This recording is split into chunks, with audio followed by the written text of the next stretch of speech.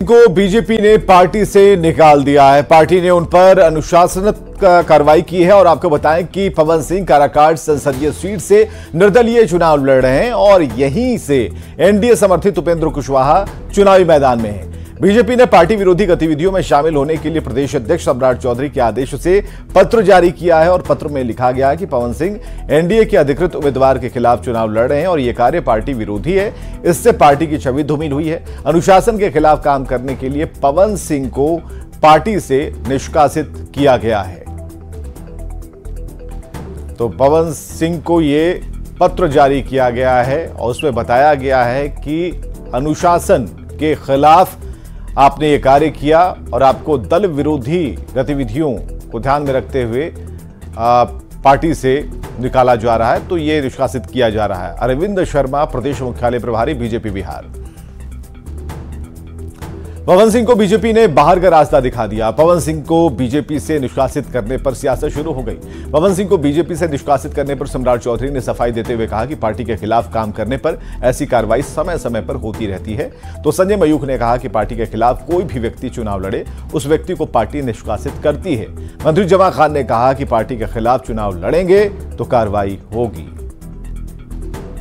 कार्रवाई है। पार्टी स्वाभाविक तौर पर पार्टी के खिलाफ कोई चुनाव लड़ता है तो पार्टी के स्तर पर ऐसी कार्रवाई होती है। देखिए, पार्टी के खिलाफ कोई भी व्यक्ति चुनाव लड़े, चाहे कितना भी बड़ा व्यक्ति हो, व्यक्ति को पार्टी निश्चित तौर पे निष्कासित करती है।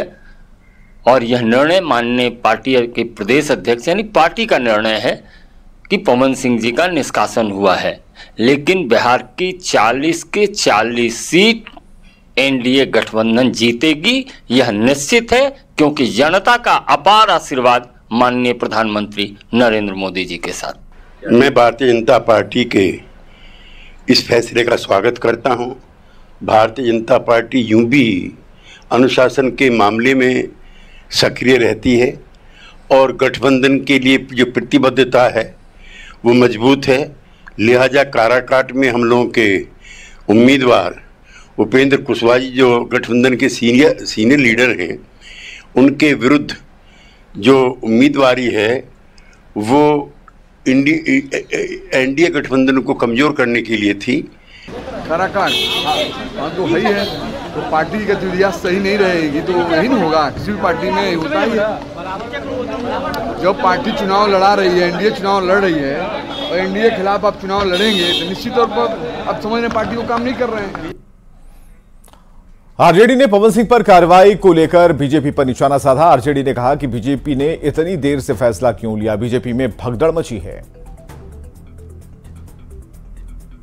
बीजेपी किसको निकालेगी, किसको रखेगी, ये तो बीजेपी का अंदरूनी मामला है। और आज इतने दिनों के बाद इनको याद आया कि पवन सिंह की जो गतिविधियां हैं बीजेपी के खिलाफ है, जो अब निकाल रहे हैं। ये तो पहले भी एक बार पवन सिंह जी को निकाल चुके थे। बीजेपी वाले अस्थिर रहे, बीजेपी में भगदड़ मचा हुआ है। और कारागार से एनडीए उम्मीदवार उपेंद्र कुशवाहा ने पवन सिंह के पक्ष में चुनाव प्रचार करने आए भोजपुरी कलाकारों पर कहा, फिल्मी पैतरेबाजी से राजनीति की सेहत पर कोई असर नहीं पड़ेगा।